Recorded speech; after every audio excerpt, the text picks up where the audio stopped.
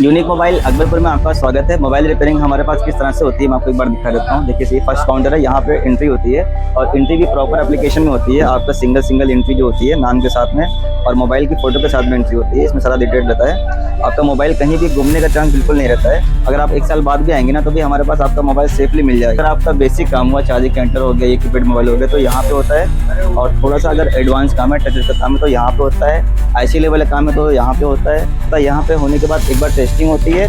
Testing के बाद फिर से फर्स्ट काउंटर पे जाता है मोबाइल और यहाँ पे भी टेस्टिंग उसकी होती है। उसके बाद आपको डिलीवरी होती है। तो कहीं से भी हम नहीं चाहते कि आपको सर्विस में किसी तरह से भी कोई प्रॉब्लम हो। फिर भी अगर कोई कंप्लेन रहती है आपकी तो आप दिए गए नंबर पर व्हाट्सअप कर सकते हैं।